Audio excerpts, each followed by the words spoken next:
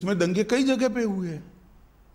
तो क्या उन दिनों में आप भी थे वहाँ पर? तो उन दिनों में क्या पुलिस जो है, जो कहते हैं कि पुलिस कुछ कर नहीं पाई, जो कुछ ऑफिशियल्स थे वो they were not able to do much, और बहुत से लोग कहते हैं कि वहाँ पॉलिटिकल जो व्यू था इस वजह से ना तो पॉलिटिकल ना तो ब्यूरोक्रेसी ना ही पुलिस इतना कर पाई रोकने के लिए, दंगे रोकने के लिए। देखिए, भारतीय जनता पार्टी की विरोधी राजनीतिक पार्टियां, कुछ आइडियोलॉजी के लिए राजनीति में आए हुए पत्रकार और कुछ एनजीओ ने मिलकर, ये त्रिकूट ने मिलकर ये आरोपों को इतना प्रचारित किया और इसका इकोसिस्टम भी इतना मजबूत था कि धीरे धीरे झूठ को ही सब सत्य मानने लगे।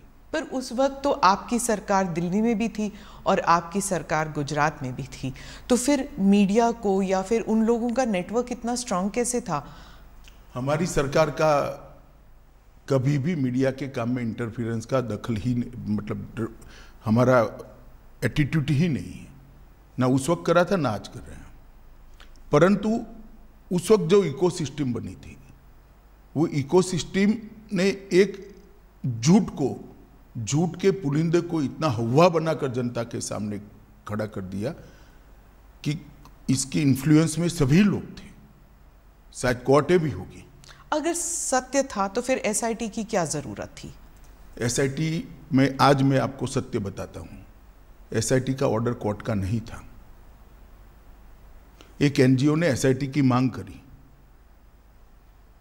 कोर्ट ने फॉर सेक ऑफ आस्किंग हमारे लॉयर को पूछा। हमारे लॉयर ने कहा मुझे इंस्ट्रक्शन लेने पड़ेंगे। लंच आवर के बाद फिर से कोर्ट बैठी। हमारी सरकार ने कह दिया कि हमें कुछ छुपाना ही नहीं, तो एसआईटी बने, हमें क्या आपत्ति है। It was consented decision. Gujarat सरकार की रिकॉर्ड पर कंसेंट है। कोर्ट ने अपने जजमेंट में भी लिखा है कि एनजीओ की मांग थी, गुजरात सरकार ने कंसेंट दी है।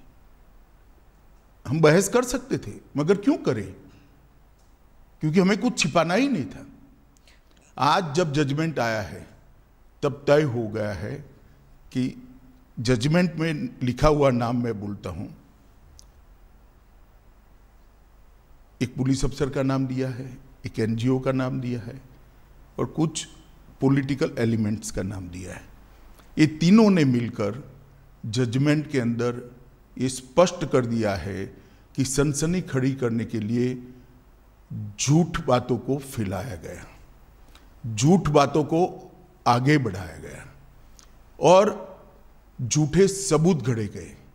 एसआईटी को जो जब जवाब लिखवा रहे थे तब भी उनको मालूम था कि ये झूठा जवाब है, जिसको एसआईटी ने भी बाद में कोर्ट के सामने रखा कि ये झूठे जवाब थे और वो जानते थे कि झूठे। आज कोर्ट ने स्पष्ट कर दिया कि सरकार ने दंगा रोकने के लिए भरसक प्रयास किए। कोर्ट ने यह तय कर दिया कि मुख्यमंत्री ने बार बार शांति की अपील की थी। कोर्ट ने यह तय किया घटनाएं मतलब ट्रेन जलाने की घटना के बाद जो दंगे हुए वो सुनियोजित नहीं थे, स्वप्रेरित थे। ये भी कोर्ट ने आज जजमेंट में कह दिया। और तहलका द्वारा किए गए स्ट्रिंग ऑपरेशन को भी कोर्ट ने खारिज कर दिया, क्योंकि इसका आगे पीछे का पूरा फुटेज जब आया तब मालूम पड़ा कि स्ट्रिंग ऑपरेशन पॉलिटिकली मोटिवेटेड है। सेना को बुलाया नहीं गया इतनी देर तक, 3 दिन नहीं बुलाया गया। आज सुप्रीम कोर्ट ने कहा देयर वाज नो डिले, लेकिन क्या सेना, अगर आप उस वक्त होम मिनिस्टर होते, गृह मंत्री होते, तो क्या आप सेना को बुलाते नहीं जल्दी? नहीं, जहाँ तक गुजरात सरकार का सवाल है, हमने कोई लेट लतीफ़ी नहीं करी थी। जिस दिन गुजरात बंद का ऐलान हुआ उसी दोपहर को हमने सेना को बुला लिया था। सेना को पहुँचने में थोड़ा समय लगता है। आप हमारा हिसाब मांगती है, मांगना भी चाहिए, मुझे जवाब भी देना चाहिए, परंतु मैं क्लियर कर दूं, जहां तक गुजरात सरकार का सवाल है, एक दिन की भी देरी नहीं की है। रिकॉर्ड बहुत स्पष्ट है, कोर्ट ने भी इसको अप्रिशिएट किया है। परंतु दिल्ली में सेना का मुख्यालय है, दिल्ली में इतनी सेना है, जब इतने सारे सिख भाइयों बहनों को मार दिया, 3 दिन तक कुछ नहीं हुआ।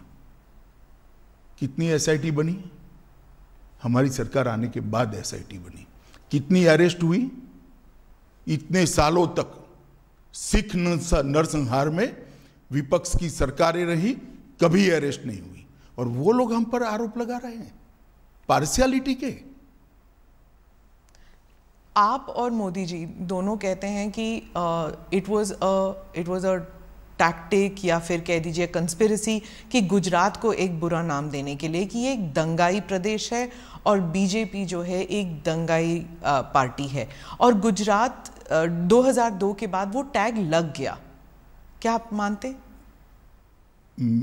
मैं और मोदी जी नहीं कहते, भारतीय जनता पार्टी नहीं कहते कि हम पर टैग लगाने का झूठा प्रयास किया। अब सुप्रीम कोर्ट भी कहती है कि झूठा टैग लगाने का प्रयास किया।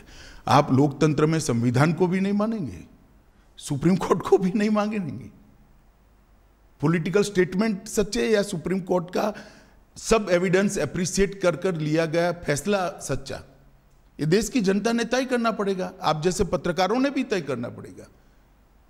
और अगर ये मत बनता है कि सुप्रीम कोर्ट का एप्रिशिएट हुआ एविडेंस एप्रिशिएट करने के बाद दिया गया फैसला सच्चा है, तो अब क्वेश्चन उठाने चाहिए। पत्रकारों की जिम्मेदारी है, जिन्होंने आरोप लगाए थे उनके ऊपर पूछना चाहिए उनको कि क्या आधार था ये आरोप का, और आधार था तो क्यों नहीं गए सुप्रीम कोर्ट में। आपने एनजीओज का जिक्र किया, कौन से एनजीओज हैं, क्या किया उन्होंने? देखिए, मैंने बहुत हरीडली जजमेंट को पढ़ा है, मगर इसमें तीस्ता सेटलवाड का नाम बहुत स्पष्ट दिया है। तीस्ता सेटलवाड की एनजीओ थी, नाम तो मुझे मालूम नहीं है उनका। उन्होंने हर थाने में इस प्रकार की भारतीय जनता पार्टी के कार्यकर्ताओं को इन्वॉल्व करने वाली एप्लीकेशनें दे दी थी, और मीडिया का दबाव इतना था कि सभी एप्लीकेशनों को सच मानकर ट्रीट किया गया। मीडिया और एनजीओज का एक नेक्सस था, आप कह रहे हैं इन दोनों ने मिलकर 20 साल तक चलाया ये पूरा? ना 20 साल नहीं चला, 2002 और 2022। स्मिता बहन, सबसे बड़ी बात तो जनादेश होता है और जनता सब देखती है। 130 करोड़ लोगों के 260 करोड़ आंख होती है, 260 करोड़ कान होते हैं, सब देखती है, सब सुनती है। हम कभी चुनाव नहीं हारे। जनमानस ने, जनता ने कभी भी ये आरोप को स्वीकारा नहीं। मीडिया, एनजीओ और हमारी विरोधी पॉलिटिकल पार्टी आरोपों को चलाते गई। एक चला दिया कि सीडी के बारे में, सीडी लेकर राहुल शर्मा चले गए, वहां पर नोटिंग है, नोटिंग साइड पर रोज काम है, उसने अपने रिकॉर्ड में रखा है, कोई कानून को नहीं तोड़ा है, और सुप्रीम कोर्ट ने भी इसको स्वीकृत किया है। बहुत से लोगों का मानना है कि एसआईटी इन्फ्लुएंस हुई थी, बीजेपी का दबाव था एसआईटी के ऊपर। हालांकि सुप्रीम कोर्ट ने तो कुछ और ही कहा है अभी, लेकिन इतने साल तक जब इन्वेस्टिगेशंस चल रहे थे तो उस टाइम सालों साल डिले करते गए। तो इस देखिए, एसआईटी की रचना हमने नहीं करी थी, देश की सर्वोच्च अदालत ने करी थी। अफसर का चयन भी हमने नहीं करा था, देश की सर्वोच्च अदालत ने एनजीओ को सुनने के बाद करा था। और जो अफसर रखे गए थे वो भारतीय जनता पार्टी के रूल स्टेट से नहीं लिए गए थे, सेंट्रल गवर्नमेंट के लिए गए थे, और तब तक सेंट्रल गवर्नमेंट बदल चुकी थी, यूपीए की आ चुकी थी। तो एसआईटी इन्फ्लुएंस नहीं हुई थी? जरा भी इन्फ्लुएंस नहीं। और कोर्ट मॉनिटरिंग केस था, कैसे इन्फ्लुएंस होती? इतने महंगे महंगे लॉयर एनजीओ की ओर से अपीयर होते थे। जैसे जाकिया जाफरी कहती थी